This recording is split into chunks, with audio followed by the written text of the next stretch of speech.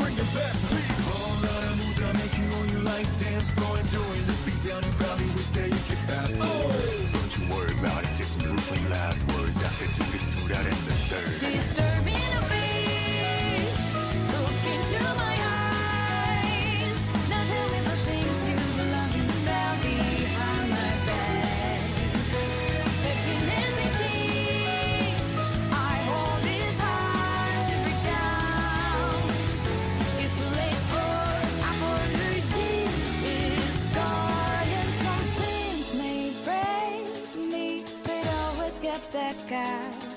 New perspective gain from all the pain and stress. And when I do come back, I'm stronger than ever before. So kneel down, disturbing the beats. Look into my eyes. Now tell me the things you love about behind my back. The gymnastic I hold this hard to break down.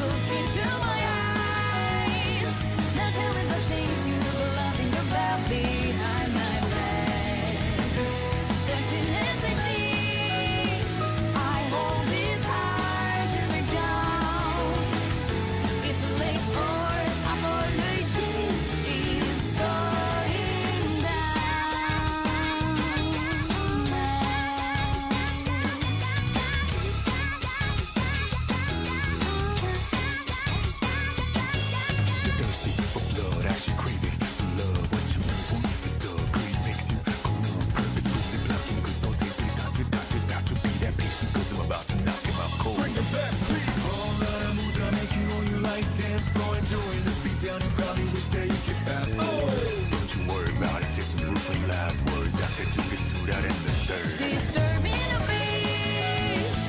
Look into my eyes. Now tell me the things you love about behind my back. Emptiness indeed. I hold this hard to break down. It's too late for apologies.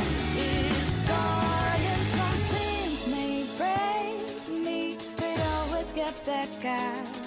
New perspective gain from all the pain and stress. And when I do come back, I'm stronger than ever before. So don't disturb me, no peace. Look into my eyes. Now tell me the things you love about behind my back. Emptiness in me. My heart is hard to break down. It's too late for apologies. It's going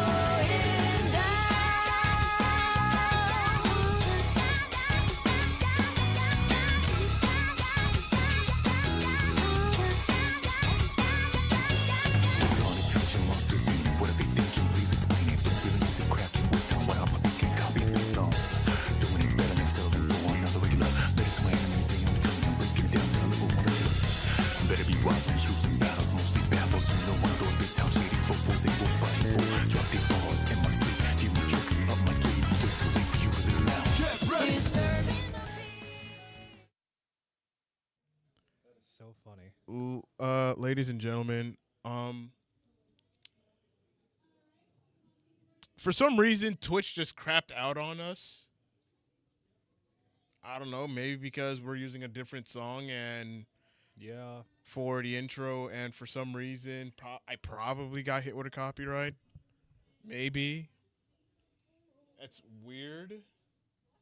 Because for the most part, when we do the podcast, it's always okay. So yeah, I'm live on YouTube. Like the YouTube feed is fine.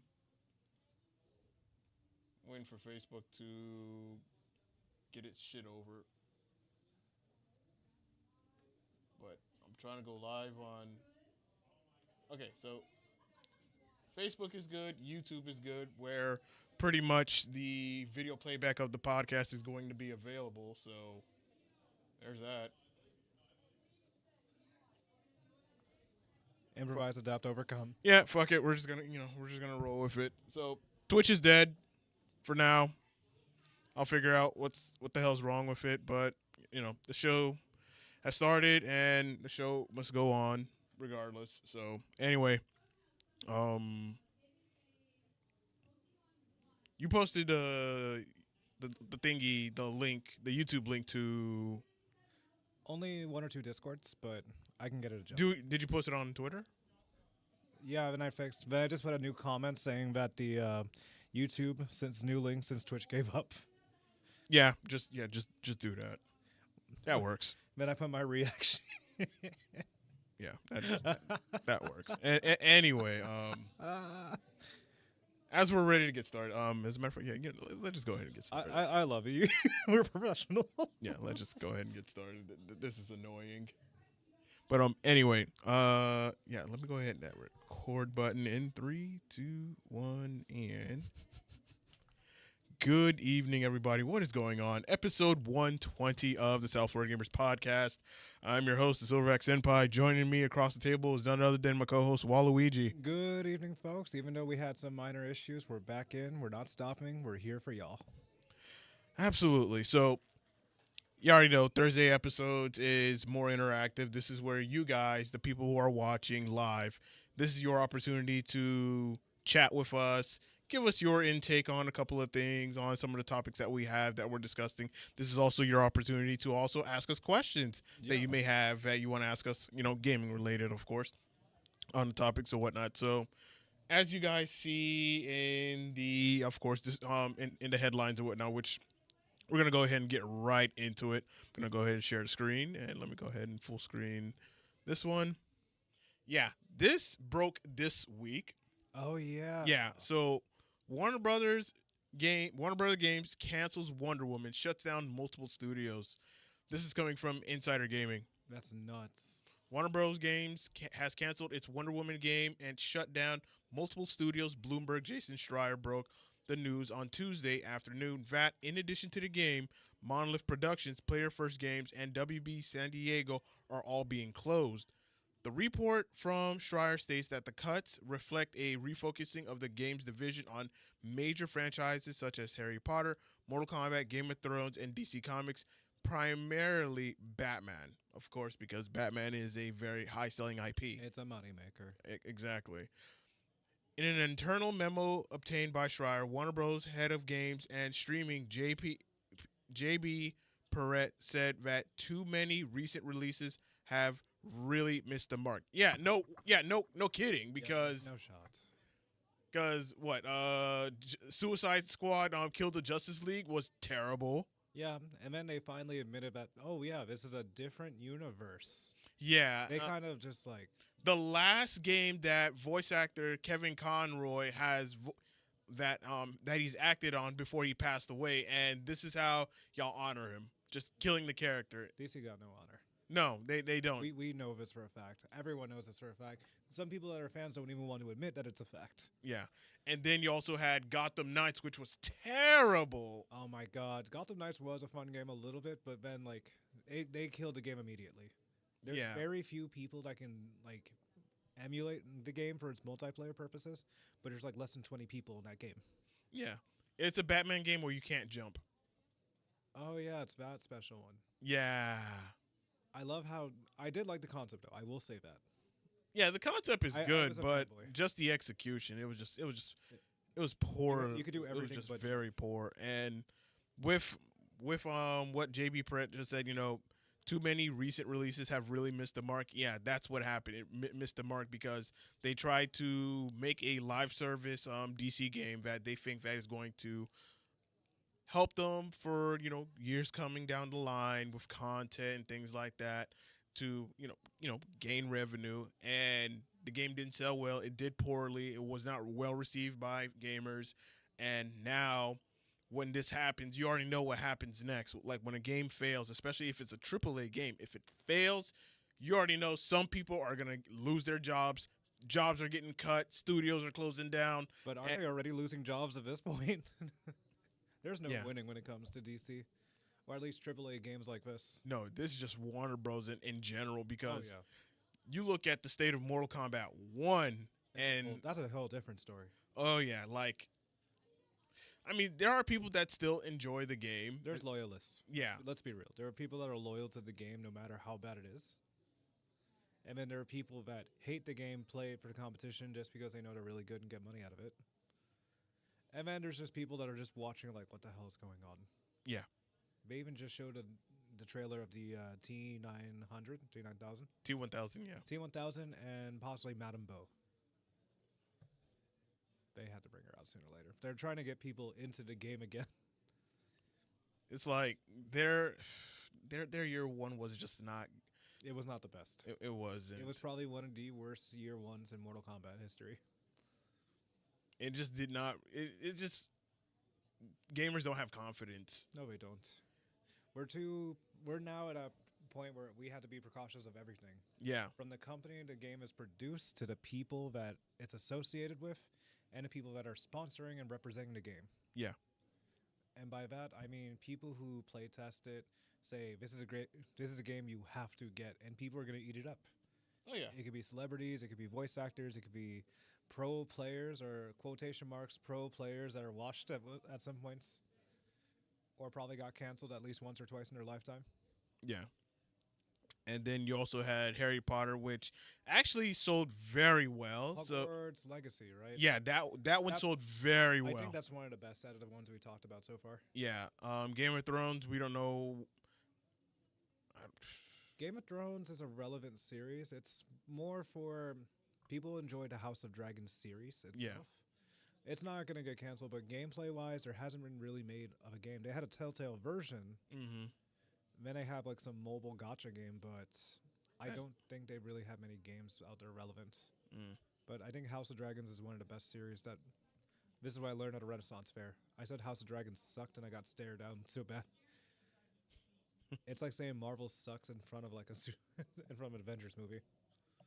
So, continuing, in an internal memo obtained by Schreier, that we need to make some substantial changes to our portfolio / team structure if we want to commit the necessary resources to get back to a few but bigger franchises strategy, he said. In addition, Warner Bros. Games gave a statement to Kotaku. Inside Gaming also received same statement. Rather than cut it up, you can all read it below. So we're gonna read this whole thing, and we're gonna move on of course, read on about Wonder Woman and whatnot. We have made some very difficult decisions to structure our development studios and investments around building the best games possible with our key franchises: Harry Potter, Mortal Kombat, DC, and Game of Thrones. After careful consideration, we are closing 3 of our development studios: Monolith Productions, Player First Games, and Warner Bros. Games, San Diego. This is a strategic change in direction and not a reflection of these teams or the talent that consists within them. People getting fired. Yep. That's The- the best way to say it. Yeah. The development of Monolith Wonder Woman's video game will not move forward. Our hope was to give players and fans the highest quality experience possible for the iconic character, and unfortunately, this is no longer possible within our strategic priorities. This is another tough decision as we recognize Monolith's storied history of developing epic fan experiences through amazing games. We greatly admire the passion of the 3 teams and thank every employee for their contributions. Again, people got fired. Yep. There's no better way to say it. As difficult as today is, we remain focused on and excited about getting back to producing high-quality games for our passionate fans and developed by our world-class studios, and getting our games business back to profitability and growth in 2025 and beyond.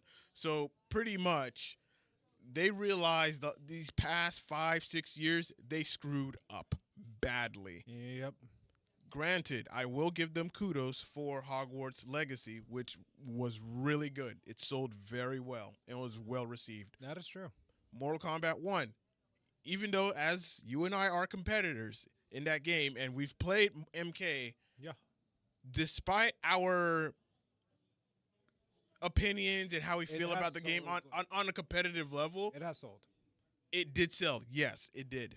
We can't knock the hustle. It was sold because they had a lot of unique IPs, ranging from Dark Horse Comics. Then you had then you have Amazon also involved because of Homelander.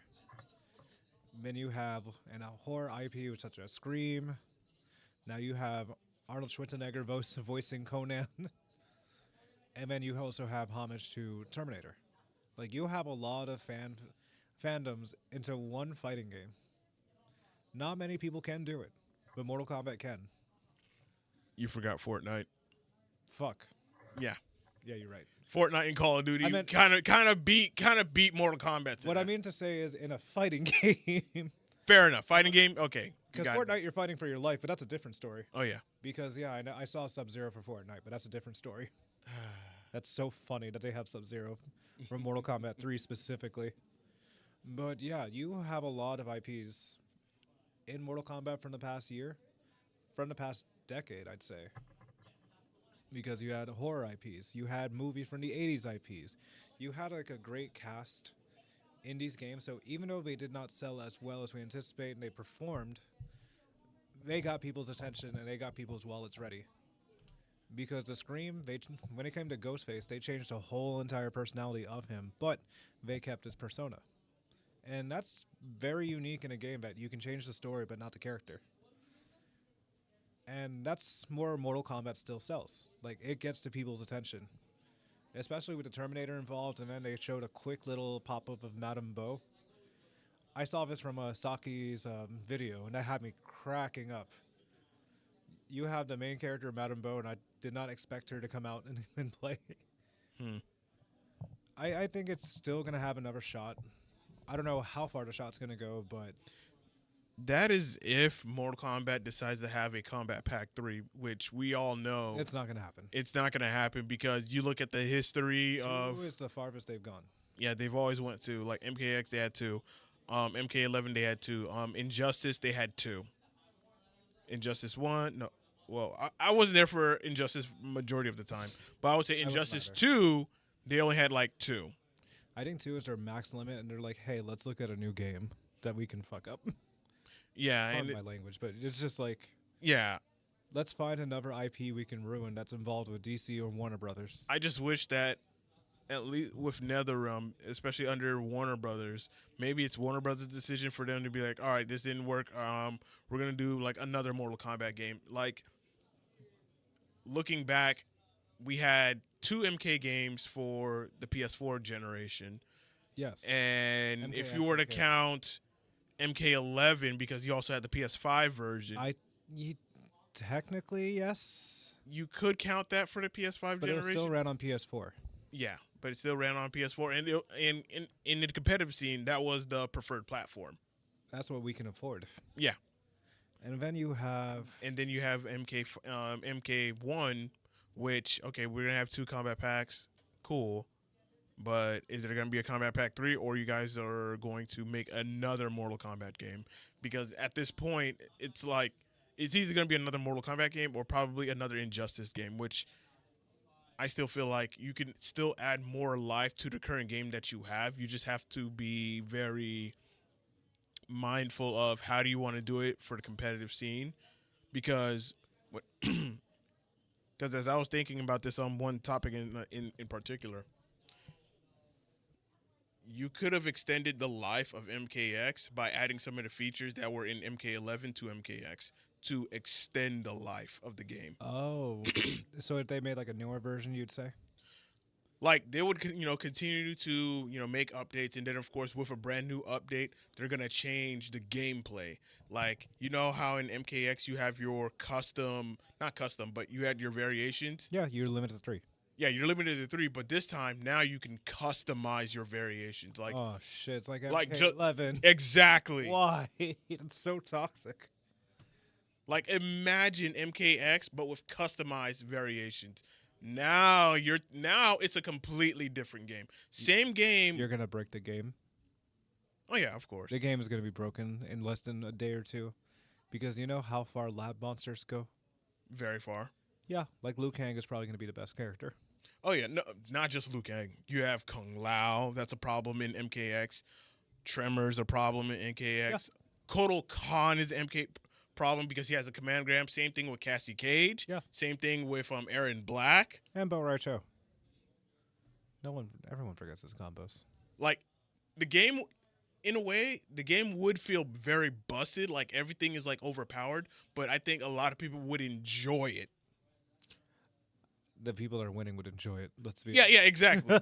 The people who have skill, and then they find like the meta customized character for their character for MKX.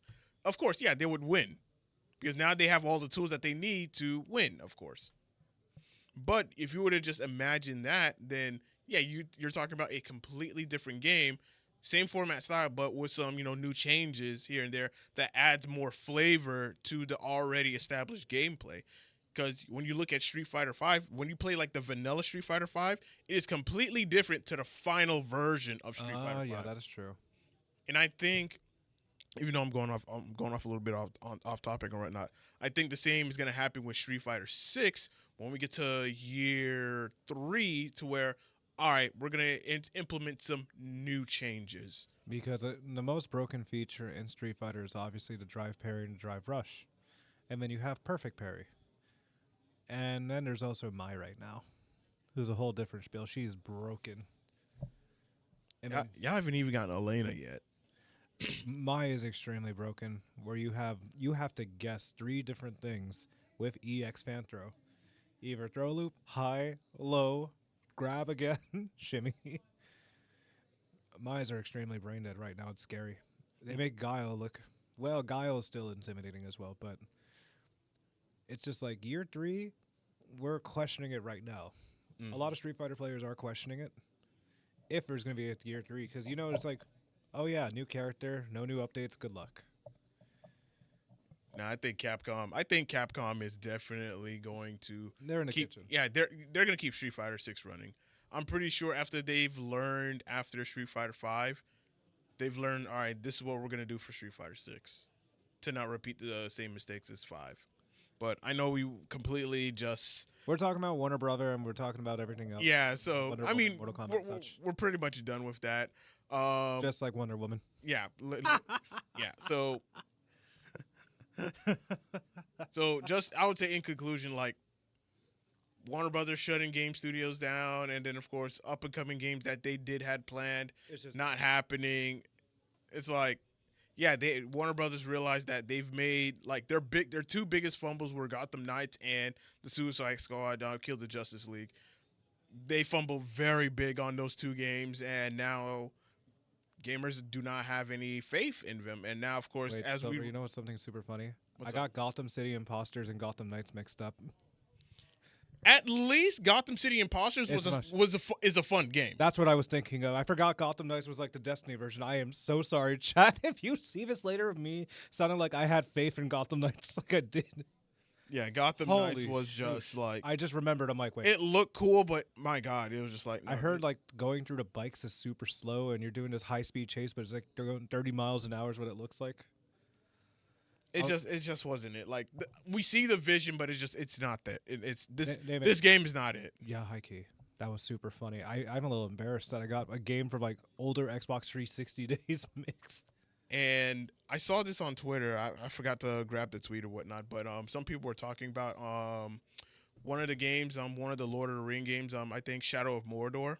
Oh yeah. The Nemesis system is now locked away because it's under Warner Brothers. So now we're never gonna get a game like Shadow of Mordor. That's so lame.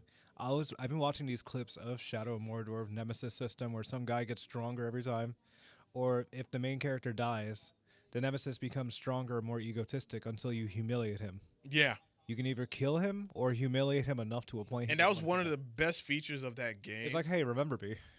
Yeah, and it made the game more immersive. It made the game a lot more enjoyable for people to just go back and try to do many different playthroughs because they want to see how many different interactions that they can get out of some of these enemies, especially when they kill them off. And then, of course, they have like a heated rivalry with another one.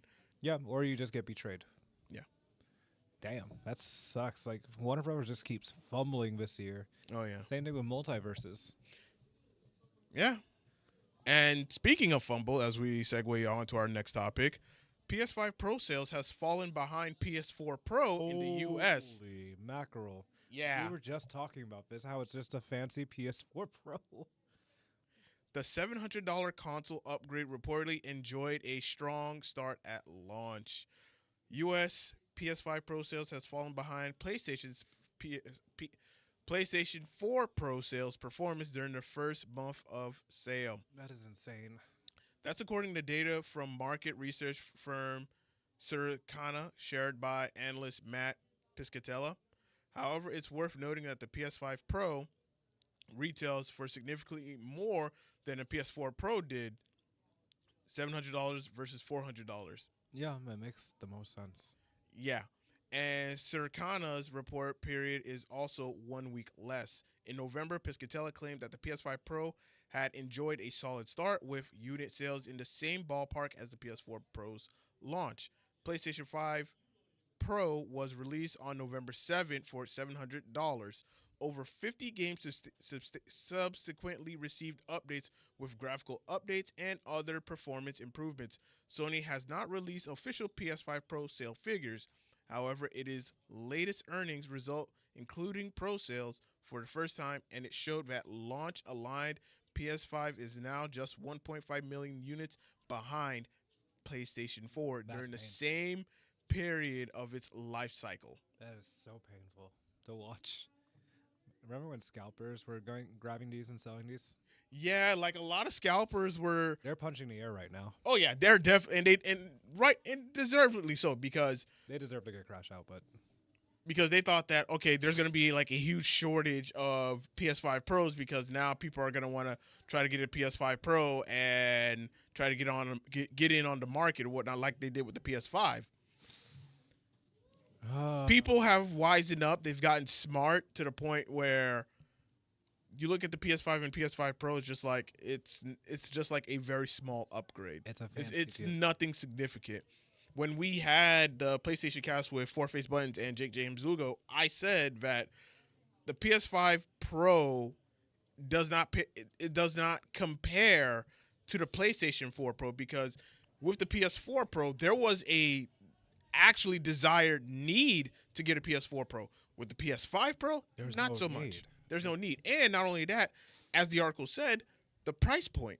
The PS4 Pro was selling for $400, whereas if you were to go out to your local retail store to buy a PS4, just a base model, whether it's the slim or the extra or the original model, you can at least get for $200 brand new. Yeah. So you look at the PS5 currently now, especially with the slim models, because that's the ones that they're pushing out a lot more. It's still selling closely around the $500 mark, so it's not really that much of a price difference. So most people are going to go with the cheaper model instead of getting the PS5 Pro. They're going to just stick with the PS5, because really, are you going to play at 4K 60? For If those you that have the quality material, if you have the specs, that's the real question. yeah. People just be buying flat screen TVs and thinking it works. Yeah. My bad to cut you off, but that just made me realize, I'm like, do people have this without realizing it? Now, of course, some people do have 4K TVs here and there and whatnot. And, yeah, the game's going to look nice, cool, okay. But is 4K 60 really the go-to for this area in game? I don't think so, No, because it's not. we're not even getting games optimized at 4K 60, not especially on the PC platform. No. If newer games are struggling to be optimized 4K 60 on Imagine PC, PC. yeah, on PC. Now imagine the PS5 Pro. Graphics cards would not last with these new gen games that are over 100 gigabytes from a Western developed. Literally. That's just us being real, in all honesty. Yeah, so the PS5 Pro, if you got it, cool. I mean, at least the system will last you for a long period of time, and then, of course, you can enjoy the benefits of better performance for most games. But if you already got a PS5, then you're pretty much all right. You're pretty much good, because you're if fine. anything, if you're playing most of your games at 1080-60, you're fine. Or 720. It just depends on what your budget is and what your life is like. Yeah, because the PS5, like as I said, like the PS5 Pro, like it came too early. Extremely. Because a lot of people, as I said, previous episodes, that a lot of people have started the PS5 generation, I would say at least 2 years behind until they finally got a PS5. So it's going to take a while for people to get adjusted to this new era for the PS5. And then, of course, the games itself. Now, big AAA games are taking even longer to develop, to the point where the AAA games that failed, we're not going to see them in this generation of the PS5. We're probably going to see them in the PS6 generation. Oh my god, that's a few generations ahead. Because AAA budget keeps going up and up and up, and we're just like, AA or indie. Do something. Like, that's why you're starting to see the shift of people going for games that are like, if it's not $70, if it's like 50 or 40, they're more willing to try that game out and play it and just take a risk with it, knowing that, you know what, this game is ass, but at least I didn't spend $70. Speaking of which, you remember when we were talking about Balatro? Mm-hmm. That game is still relevant. For $14, people are still going nuts over that game. I respect it. I've seen the gameplay in the community. I understand why it's popular. I got to invest into it. It just goes to show you that people are going to go with what they can afford. Like, they're going to go for cheaper games. Yeah. And plus, it was Indie Game Awards. We slept on that game. Oh, yeah. We definitely did. That's a game I had to play, and I had to personally review one of these days. 3 of my friends are playing it on a Switch console, on a Steam Deck, and on PC. What do we have next cooking up? All right. Hold on. Let me. This one is interesting. Go on. Let me boot it up. All right, there we go. Dragon Age: The Veilguard is on the PlayStation Plus monthly games for March. That's crazy. And boy, oh, look, 2.6 million views. 2.6 million views is insane. For a game we were talking about that was slowly dying off with the producer just leaving. Yeah. I feel like we have to get flashbacks every time when we edit these. But what? Bro, look at this. Veilguard is already free. Veilguard's already free is crazy. Bro, imagine you paid $70 for this game day one, only for less than, 3 months. It's already on the PlayStation Plus monthly. See, with Sonic, I understand. And, of course, the TMNT, I understand. the collection. Yeah, those, okay, solid. That's valid. But Dragon Age, holy mackerel. What incarnation? They gave up officially. It's like they're cooked. Oh, God. All right, chat. We got to look at the quote retweets. We're looking at the quotes. This is a rare occasion. Dragon Age: The Veilguard. Oh, that is obnoxious. I love it. Oh, man, this is hilarious. Not even a year, and Veilguard just reduced to being a free game in the PS Plus Essential. So much for hit RPG game. Bro. Dragon Age: The Veilguard. Oh, let me turn on the volume. Oh, it says right here that you ordered it about 20 minutes ago. Right? Let me see. All right, look, yeah. No, you ain't order Arby's, but look, hey, this is my first time seeing a customer, bro. I just want somebody to eat Arby's, bro. I'm good, bro. I don't see nobody at the restaurant, man. We don't even got I feel you. I don't want it. I don't want it. Hey, complimentary meal, man. Just I'm take good, it, man. bro. I'm good. I'm saying. World anywhere. Oh, no. Chat, y'all can hear it. Okay. Giving me a heart attack. The mixer's on, but it's just not picking up the audio, which is weird. Oh, I think the reason why is it's off of this. Your laptop? Yeah. Oh, okay. But pretty That's much, why I can't hear it. I remember that scene well. But Leonardo DiCaprio. Dragon Age Veilguard 4 months after release. Oh my god. That moment when you fuck up a AAA that 10 people waited 10 years for so hard that it ends up in PS Plus 4 months after release. Dead. That is violent. Dragon Age free already. Holy crap. This confirms Dragon Age The Veilguard was a financial failure. Real. Yeah. That is high-key real. Oh man. Dragon Age came out 3 months ago and I bought it and it EA has shit and it didn't even finish. Now it's free. What the fuck? That's a genuine crash out. Fair, brilliant, muff. I went to platinum all 3 of these games. Okay, that's a good one. Ain't nobody want Dragon Age The Veilguard, even if it's free. The fail guard is crazy. I've seen enough Tosh comps to last a lifetime. I still ain't playing Veilguard, even if it's free. Sonic mentioned it's so peak. That's real. Yes. Someone platinum. Yeah, someone platinumed it. That's funny. Veilguard being there is absolutely wild. Okay. I think we've seen enough to get the message. Yeah. Like Fail guard on there is crazy. yeah, people cooked this. People are cooking this game. PlayStation's like, we took the L, but you guys can play it for free, is what they just said. Yeah, like, hey, if you have PlayStation Plus already, you can just play this game for free. If not, you can buy PlayStation Plus to play it for free, is what they said. It's just a mini advertisement at this point. That's just sad. It low-key is. That just usually if a AAA game hits the PlayStation Plus monthly calendar thing, like, all right, here's the monthly games. Usually people Usually for a AAA game, it usually takes like maybe a year or two after the game It's a while, releases. but this is the fastest. Yeah, Like, everyone's Christmas gift became a free game, and that's insane. dude. Like, the return rates could have been faster, but you were too late.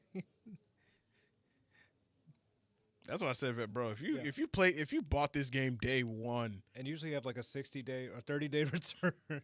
That's on you. I would be heated, bro. If I bought my kid that game, I'd be punching the air. Like, bro, I spent $70 on this trash only for it to be free a couple of months later. That's regret. Yeah, I would definitely crash out. It's valid. That is a valid crash out. Definitely. That's like you pre-ordering Battlefield 1 or Battlefield 2042 in the worst state, and it becomes free like the next week. Bro. That's the equivalent. Yeah, I would definitely crash Because out. people spend $100 of pre-orders just so they can get the nice accessories and merchandise that Yeah. nobody's gonna really look at, and they're Yeah. probably gonna throw it out. Oh, yeah, definitely. Man, pre-orders suck nowadays. Oh, yeah. Next topic. Let's see what we're cooking. Oh, yeah. Make this big. All right, next topic. Former head of PlayStation Studios on Xbox going multi-platform. Oh yeah. Xbox games on PS5 are a win for PlayStation owners. I suspect Microsoft is the biggest publisher of PlayStation. Looking at Xbox console sales, I think it's natural to understand what they're doing.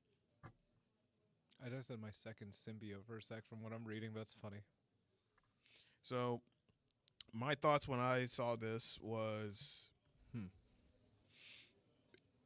it sucks if you're an Xbox only gamer, it sucks. Yeah, it does. This just goes to show that the people in charge did not give a damn about y'all, to the point where now they're putting their game. Now everyone's having accessibility, being able to access and play your game, the games, the IP games, the first party games on other platforms. Because back in the days, yes, I'm gonna sound like an old dude. Back in the days, back in my days, during the Xbox 360 era, the games that came out only for the Xbox 360, it was worth it to get an Xbox 360 because the gaming experience was definitely worth it on the Xbox 360. The multiplayers, the single player games, it was definitely worth it, especially the demos that you had on the Xbox 360, because there was a lot of demo games that you could play on the Xbox 360 that were not available on PlayStation. A lot of people didn't know that because, if you didn't have a lot of money, you were kind of broke, but you wanted a game, but you have an Xbox 360, and you didn't have enough money for Xbox Live, the only thing you had left was just the demos to play just to kill time. Mm-hmm. And you come to find out, man, this is some really good games. These are some solid games.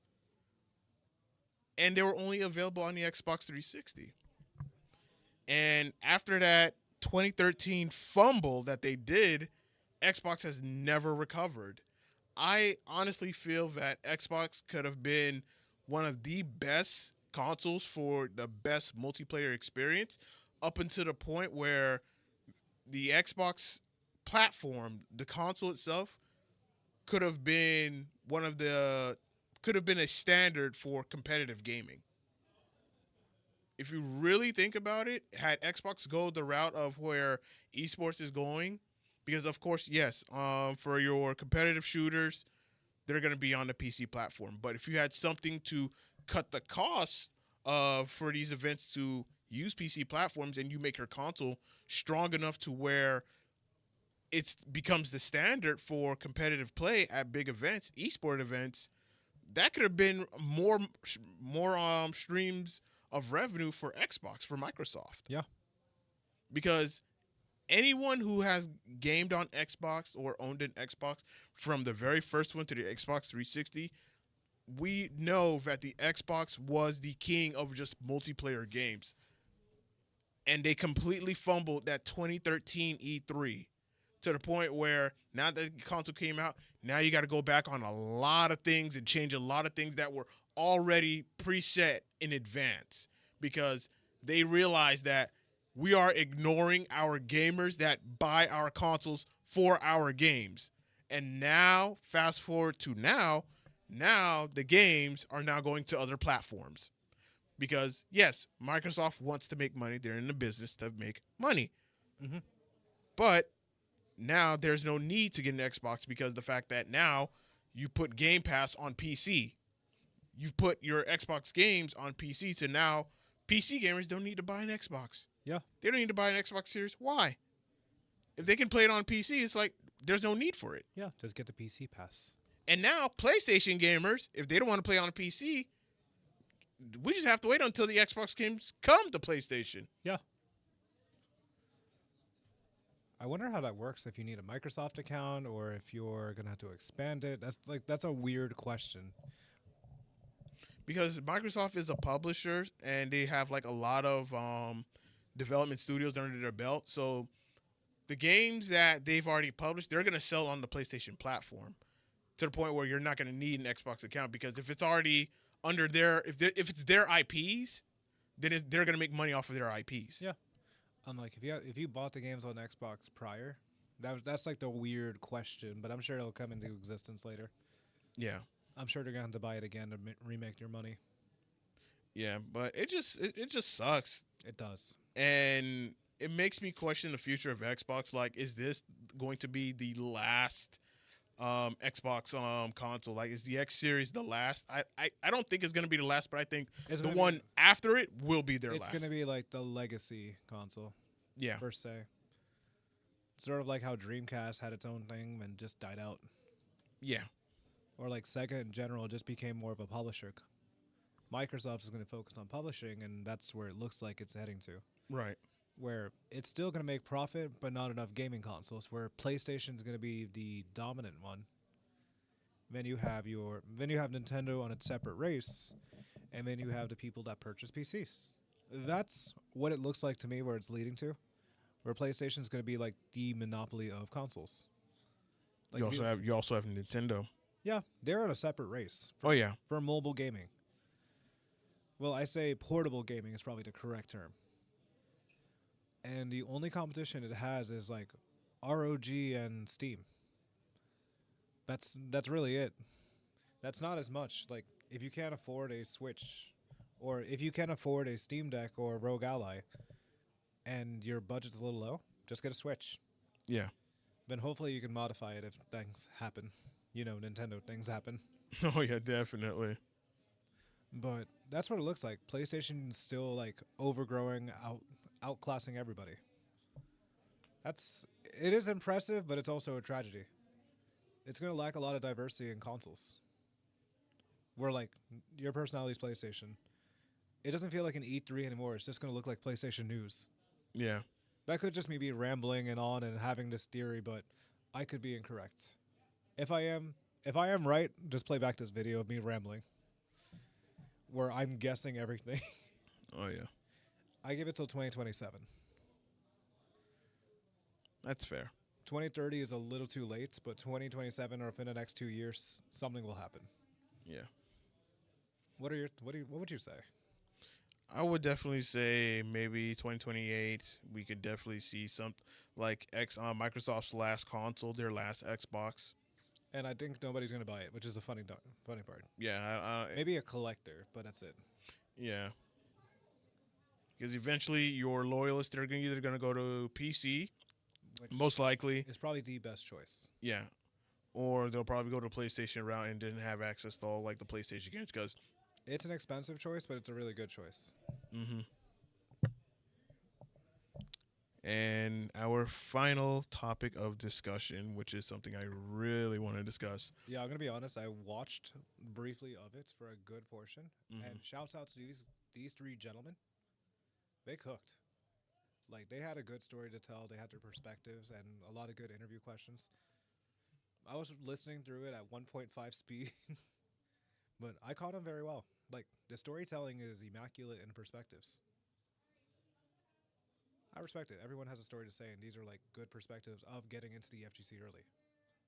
Yeah, because they were like some of these guys. They were there like MK Tom Brady and Fighting GM. I think they were there before esports became a thing. Like, yeah. like they were Just- in the FGC like in They the were just- early days. They pretty much were kids at an arcade. Yeah. That's the story of how. So I'm guessing they're somewhere around like my age. Yeah, they look like they were within the 30s, respectfully.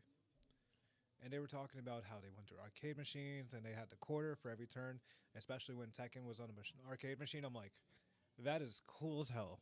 Yeah. So this was a 4-hour video, Yeah. and it was very long. So for me, I watched the entire thing, I and watched like an hour and a half. I'm so sorry. well, since I have YouTube Premium, I could just like listen to the whole. I thing. have it too, but I was just like, I could not watch it. Listen. I had so much stuff going on around me. So, I listened to it at work, and then of course today I also listened to about another like hour and a half of it, just so that I can formulate all the points that I agreed and disagreed with. So, Yeah, I'm listening, and I So- can tell you the same thing. Worst case. so here are my points. The points that I agree with, and one of them is FGC players being sold on the dream of being famous, sponsored, and being able to live off of your tournament performance. I agree with that because within the FGC, if you've been in it for a while or whatnot, and you're just like a newbie, whether it be just like FGC or even Smash, I'm just gonna put Smash into the FGC as a whole category. Because you're right. Because everyone gets sold the dream of, if you compete, if you do very well, you place really high, you're gonna get noticed, you're gonna get recognized. You're gonna make all of this money. Yeah, and when in reality, it's like you're pretty much not, because the fact that there's you're gonna end up spending a lot of money. And we're using you as a brand. Yeah, because when you go to these big tournaments like your CEOs, your combo breakers, your evils, and whatnot, the event, if they are gonna make profit, it's gonna be off of the players. It's gonna be off of the attendees, people coming out to attend, to come out and compete, and like with all these points, I'm gonna go all over the place and whatnot. But I mean, I'm just gonna. I mean, I can back you up on that because the lowest thing that people can invest on is merchandise. Yeah. That's the lowest probability. That wasn't even discussed, but merchandise is also one thing people like to buy. Yeah. Or like jerseys, shirts, etc. Yeah, because It's like, hey, if my goat, if my number one player is wearing this, I should too to support. Yeah. That's like the delusion of some people. Maybe I can be like him one day. yeah, Maybe I can be the next Punk or the next etc. yeah, because you have to think about the journey of how they got there. Because yeah, in the FGC, everyone's like, it's poverty. FGC as an esports is Oh poverty. my God, it's a desert. It's like at the bottom. It's an entertaining desert. Yeah, because your tournament payouts it's not the same as like your Counter Strikes, your League of Legends, your Apex. It's not even living wage or like living conditions. Like, congrats, you worked this hard. Yeah, and even if you were to place top 8, like it's not enough to cover your expenses of traveling there, your hotel. Not even food and drink. Yeah, you're pretty much going to be at a negative loss when you attend these events. Yeah. But you enjoy them anyway because you It's enjoy. more for the moment. Yeah. You enjoy the scene. You enjoy competing in fighting games. This is an opportunity to play against many different people across all over around the world, offline at this one location. Just like the good old days. And you're just gaming or whatnot. You and I, we've been a CEO plenty of times. We've seen the scene itself and what's happened within a few years. Yeah, and the scene is, we have fun. We enjoy ourselves. Yeah. But as I said, the thought of you're gonna be sold this idea that I'm gonna get recognized. I'm gonna grow my social media following and all this other stuff or whatnot. Like, yes, you do get sold on that dream when you do come into the FGC. It's cope. Yeah, It's a heavy cope for those who have never been into that or want to become something that they're not aware of the consequences or what the possibilities are. yeah, and that's the thing that they show you and tell you up front and whatnot, but they don't tell you like the negative. Like, they don't tell you like, okay, what's the downside of all of this? It's like, we'll take a few payments from you, etc. This. We're not going to pay for your flight, your travel, your food, etc. You're just paying for our name. That's the worst case scenario that I can imagine some people go through. Or when people go through organizing and creating. Mm-hmm. I could be wrong. Another point is FGC needs to adopt team-based format and have majors be invitational so that Oh my God. qualifying teams can get paid out. And this one, You know, I paused the video and I started thinking very hard on this one. team battles. Yeah, that's intense because we see some of them randomly in CEO and they'll be popping like North Carolina versus Florida in Guilty Gear Strive, or we'll see Florida versus the U.S. in Grand Blue or something. Right. Like you see these unique events, and they pop up. Yeah. But let's think about the profitability of it or whatnot. Would it work? In a way, implementing it, there's like how There's ups and downs. there's ups and downs, but here's how here's how I thought about it.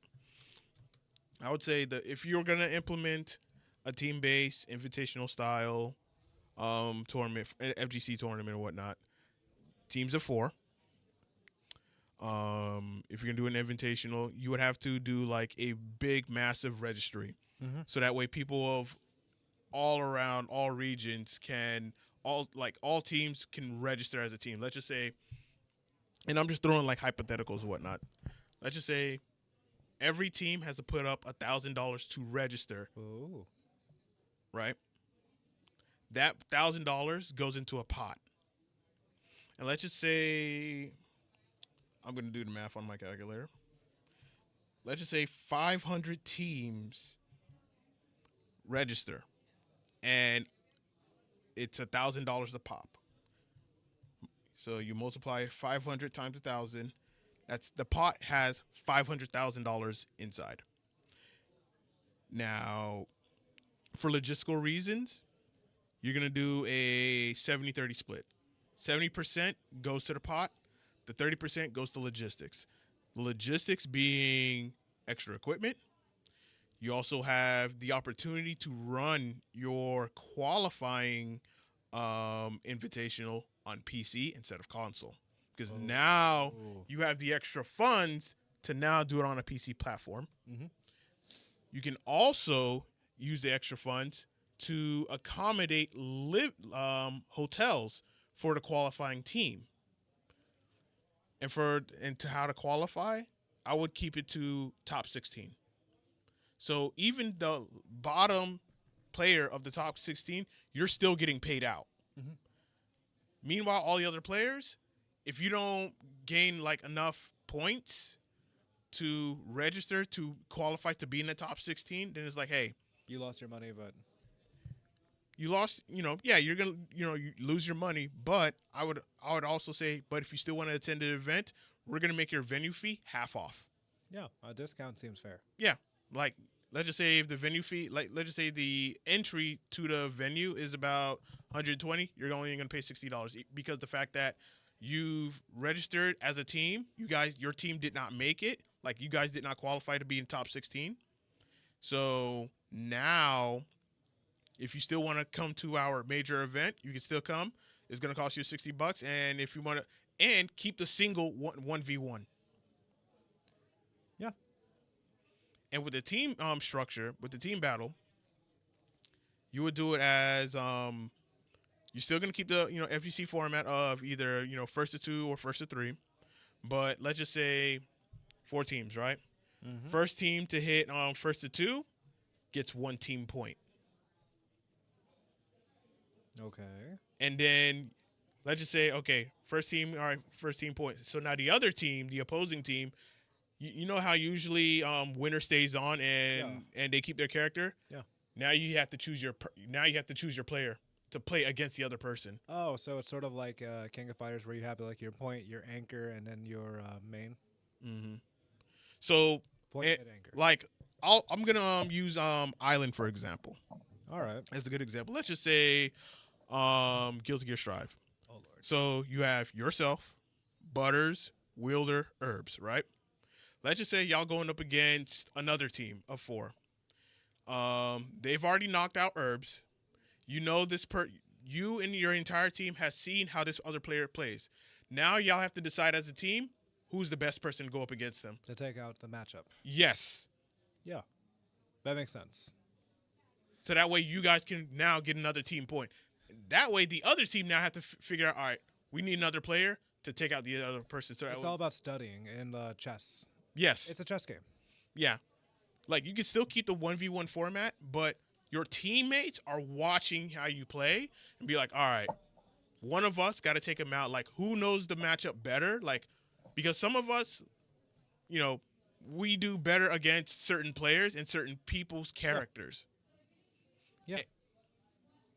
I see what you're saying with this. That makes absolute sense. That way, you do a top 16 payout. That way, even the bottom teams, you're still getting payout. Your hotel's already covered for, so you're good on that. And the money that you make, hey, at least, all right, it'll take care of a little portion of travel and food, and then everything else you get the pocket. Yeah.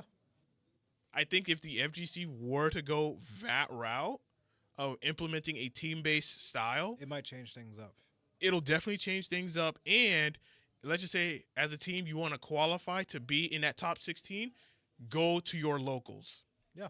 You got to find a place to practice. You got to go to the locals to go and compete, so that way you can register your progress, your wins to a qualifying official. Yeah. So that way, let's just say, all right, after CEO is done, next 3 months, we're going to start up the qualifying. If your team wants to register, you got to register, and then you have to go to locals to go and compete as a team.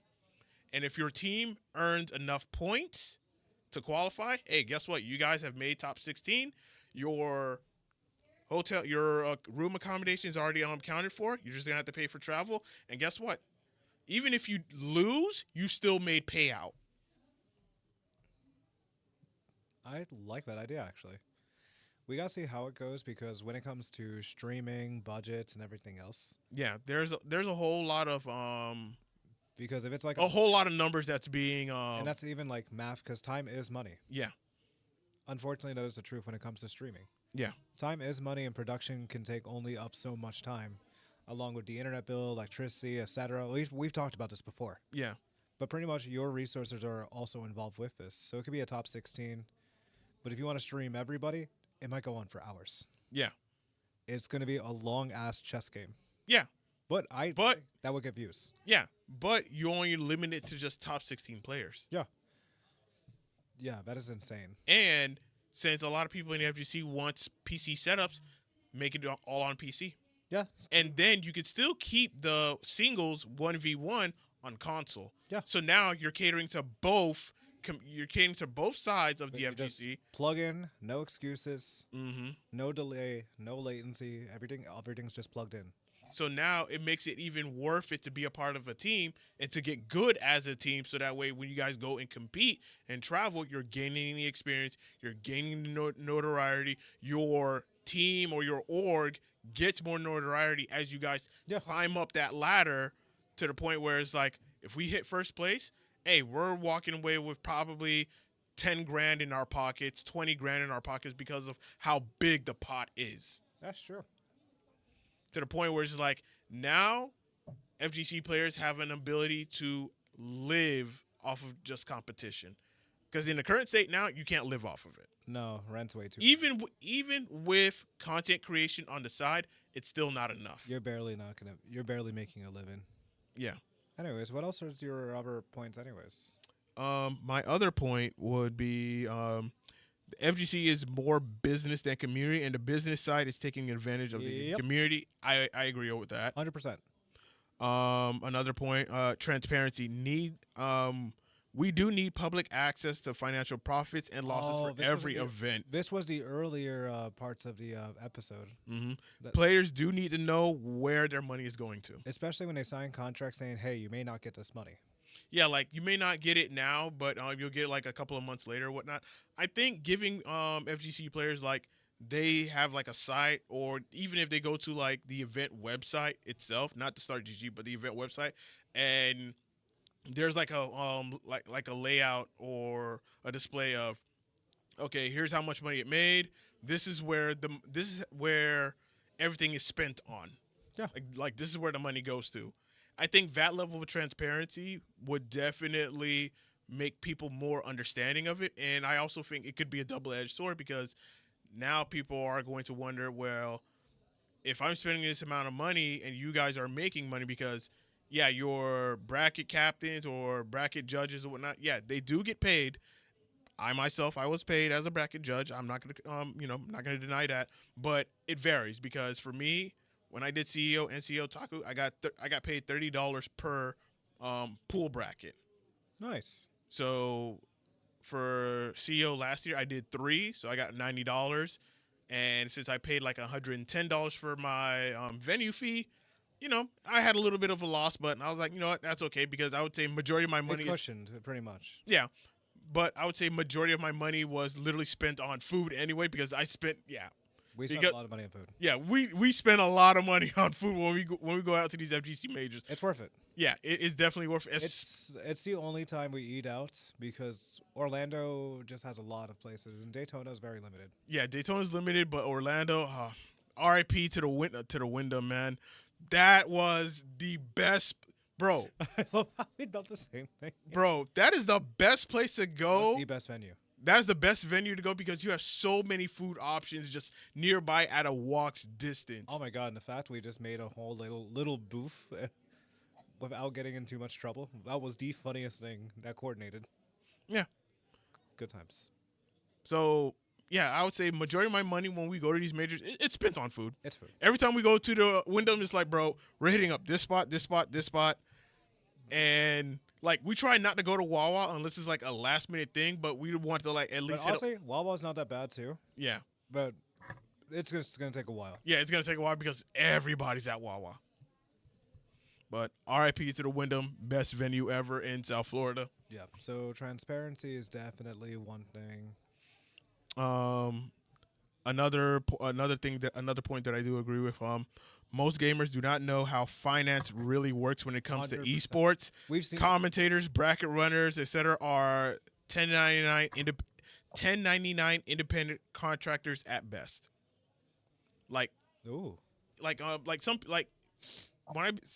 With that point, I would say most gamers, yeah, a lot of your competitors they do not know how finance works within the FGC. Like, where does the money actually go? They just think that we just have money, we're making a lot of money. No. Like myself, I don't make a lot of money as a TO, especially a local TO. No, I don't make a lot of money. Even as an assistant TO like myself, I don't make a living. I don't make an extra penny. I'm just happy to help my scene. That's all I am. Dude, any money that I do make, 99% of it goes back into the local scene. Yeah, because it's a recycling process, bro. We've talked about this. Because, bro, I gotta buy games. I gotta buy DLC. I gotta buy consoles. I gotta buy controllers just in case one messes up and I need extra controllers. I gotta buy that. I gotta buy streaming equipment. Fucking the broad. Hello? Hold on. Okay. As I was saying, the headphones, the broadcasting headphones, those are like $210 a piece. Those are pretty pennies. Yeah. The camera's in here. Yeah. Like that one right there. Yes, the one that you're looking at me, that is like $700. This camera right over here, that is $600. The one's not activated. This camera right here that you see Waluigi, yeah, that one, that costs $200. Damn cute. The camera for the full cam, that one, that cost me about $50 or whatnot. Yeah, it's a good camera. It's an expensive project. It just keeps recycling. This laptop when I did majority of my tournament streaming since 2021 multiple Fighter Fest. This laptop itself cost me about $800 to $900. This PC over there, I know I'm ranting. That PC over there cost me about $500. These monitors, they're 4K monitors. I'm losing my voice. Each of them cost me about $250. This mic cost me about $30. This mixer cost me about $550. Just put it on full. Just put the full screen on it.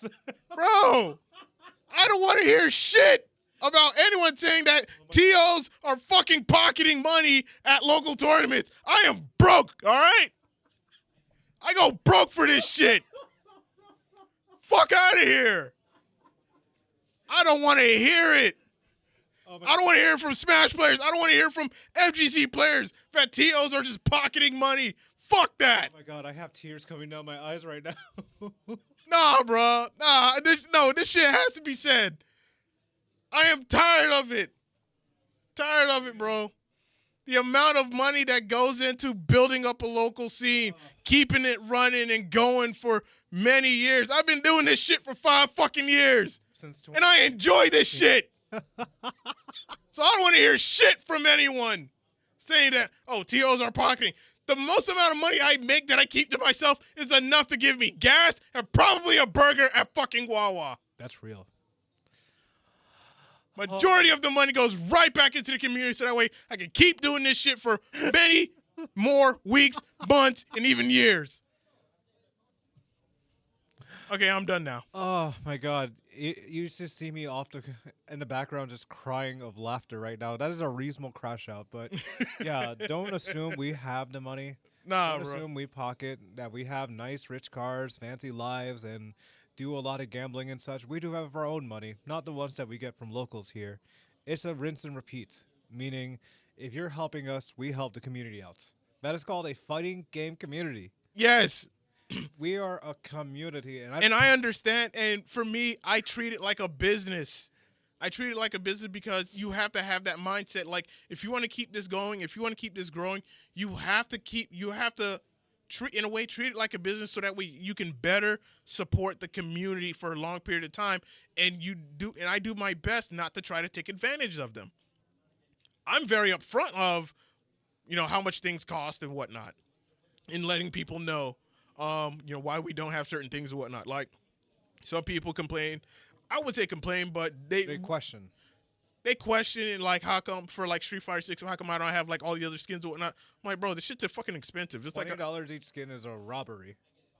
like for all these skins, for all these characters and whatnot, it's like I would have to pay well over $100. Like, bro, Unless someone is willing enough to spend time and do the world tour for every character, that's fair game. yeah, And it ain't gonna be me. And it ain't gonna be me either. It ain't gonna Unless you pay us.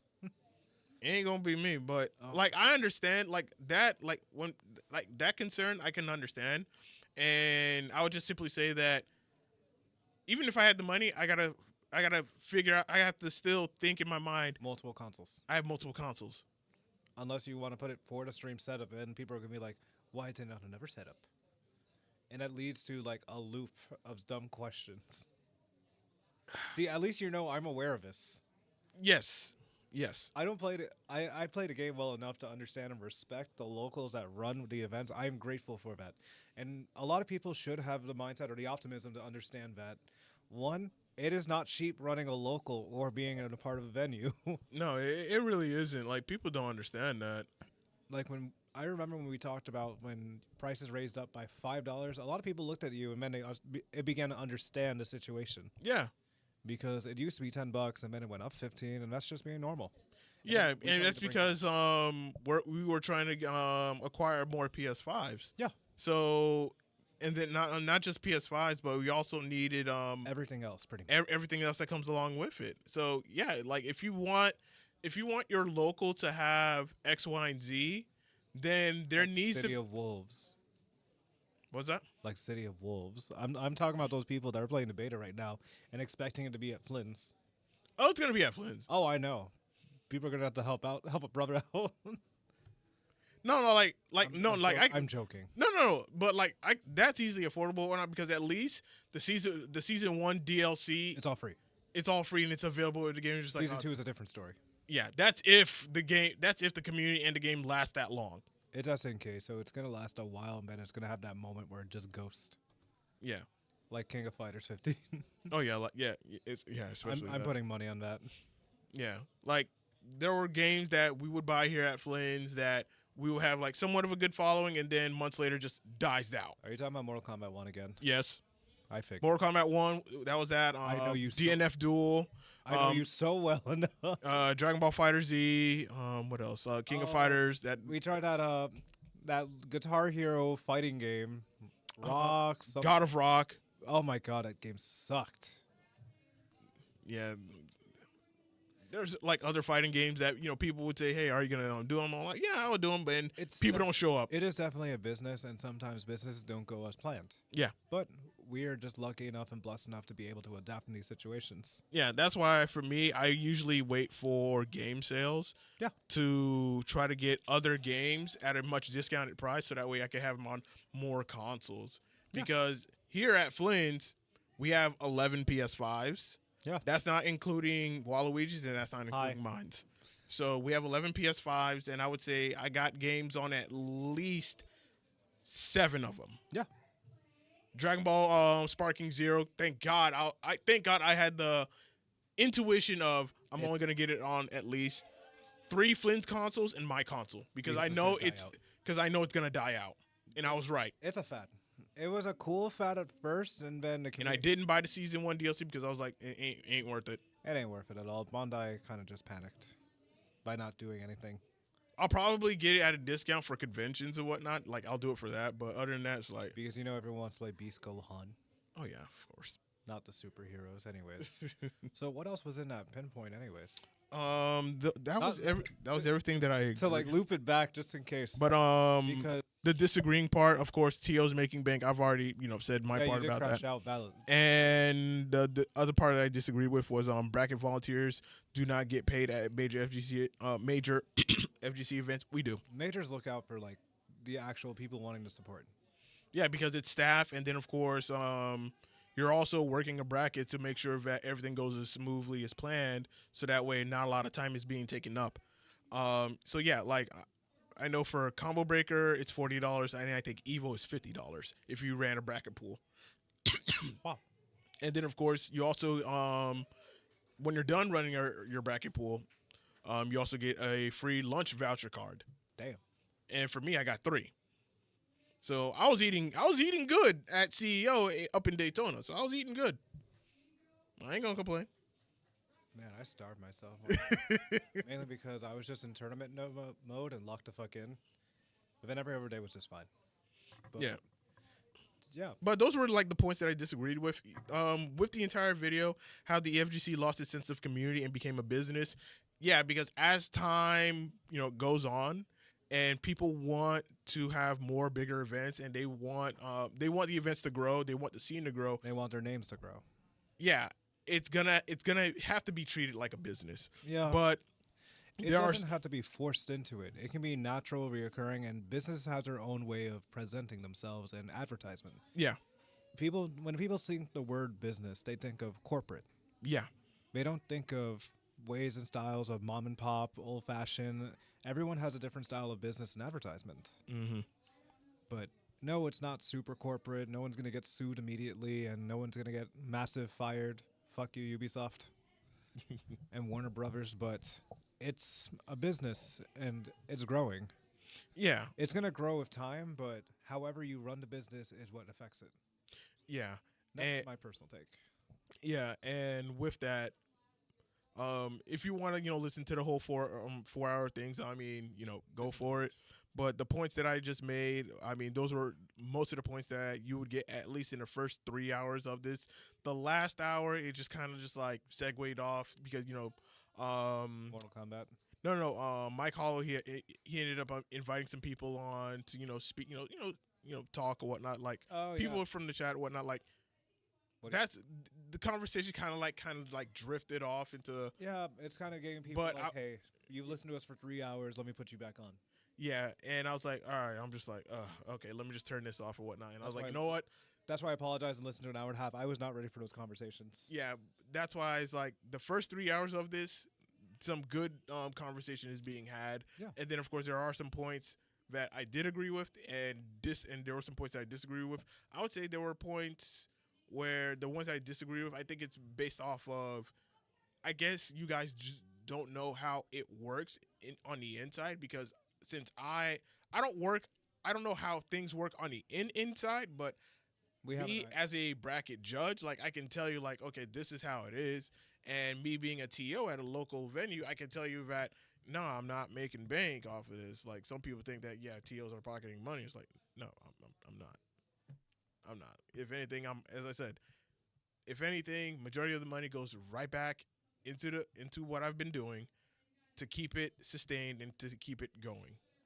Because some of y'all may not notice, but I don't own this venue. Nope.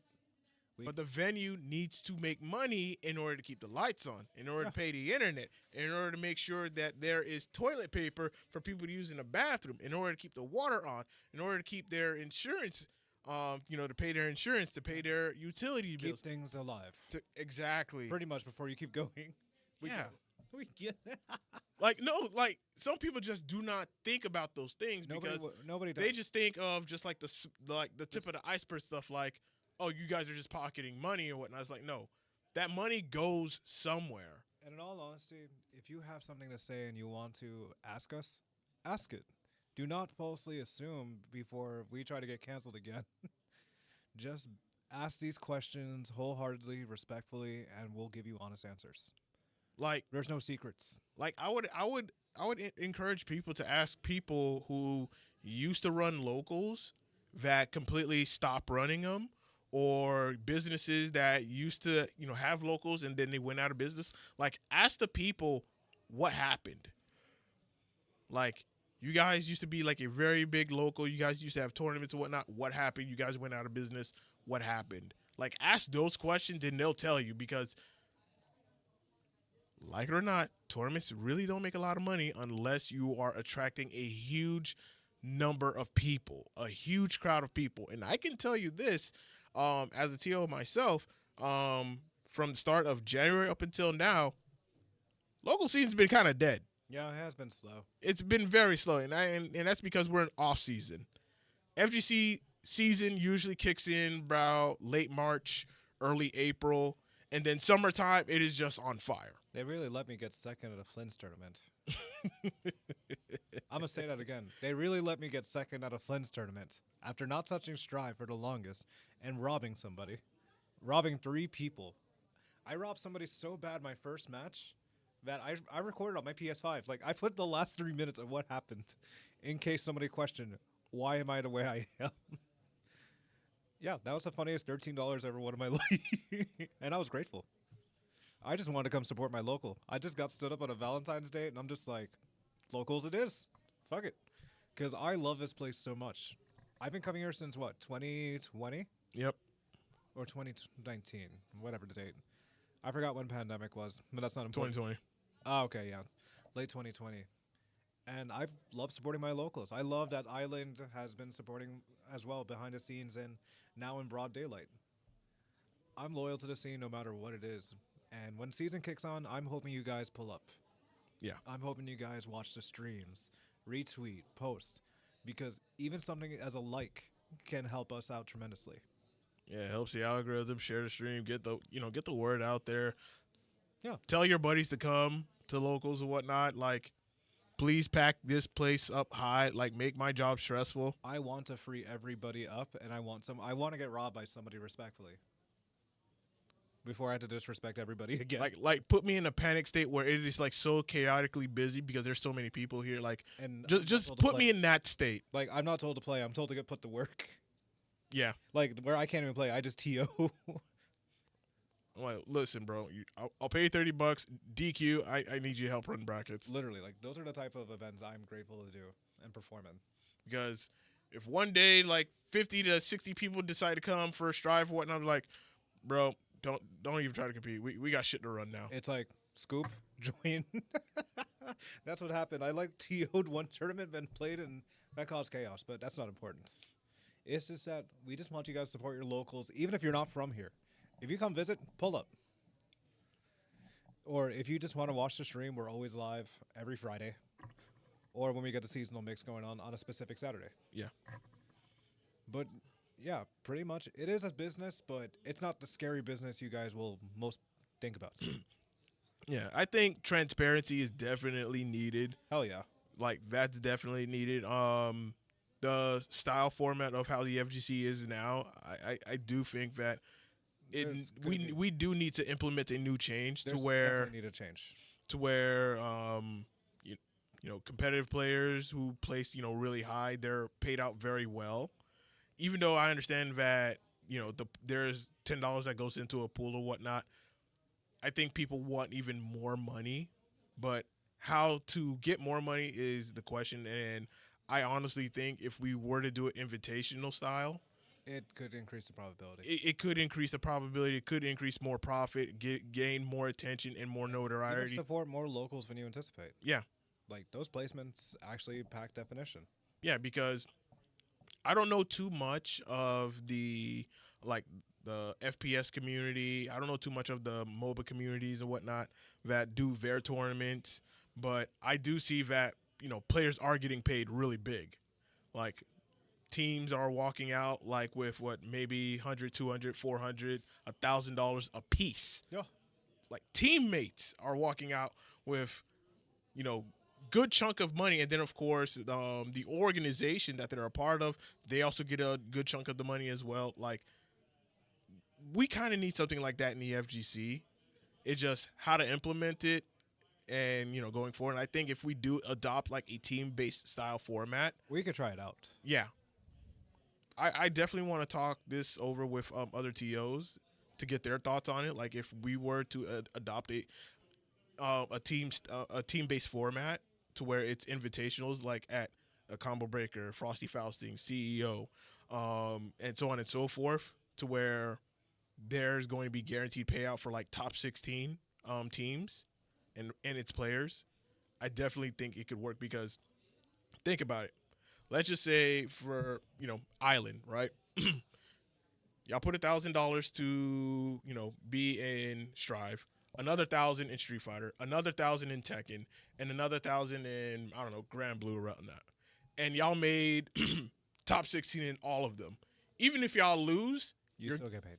yeah, you guys are banking at least like, let's just say for you, like you're walking away with at least maybe $2,000, even if you were to finish at dead last. Yeah.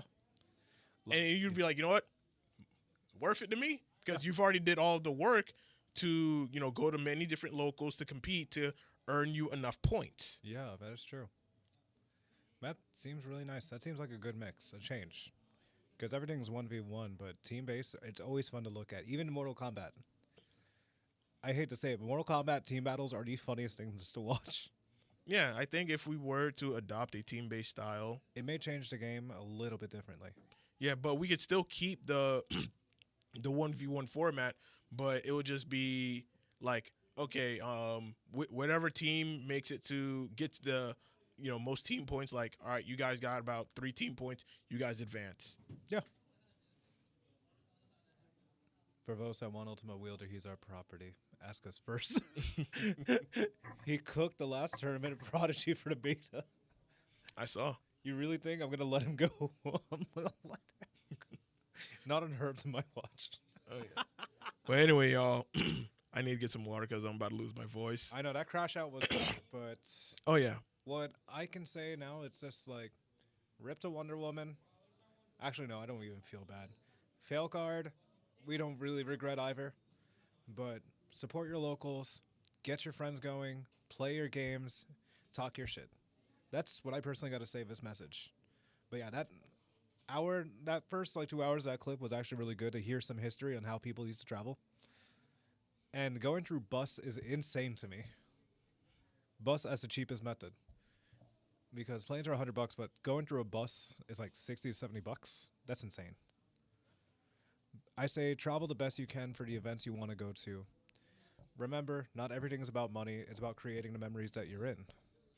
but at this point, It is money. It is money. Money is needed to create these memories, unfortunately. Yeah, And businesses should not be as intimidating to you unless you're not familiar with businesses. Yeah. That's all I got to say. Keep doing your thing. You versus you, you're going to win. Oh, yeah. As for me, I've already. Yeah, I need water. Yeah, you- As for me, I've already said much that I needed to, but yeah, definitely.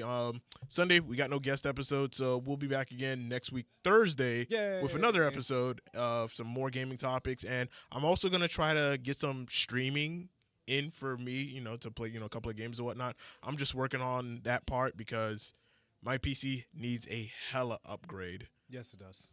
because I don't know if it does. Oh, it definitely does. It's like I need a new motherboard and a new processor. I have the new processor. I just need a new motherboard.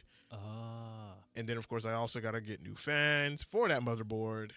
And I think I have to get a new power supply. So, yeah, that's going to, cost me a Yeah, that is valid. good chunk of change. And then, of course, the GPU. Yeah, I'm going to have to upgrade my graphics card. You just need a new PC at this point. I'm teasing. Yeah. But anyway, guys, thank y'all so much for watching and tuning in. This has been episode 120 of the South Florida Gamers Podcast. I forgot to play the outro.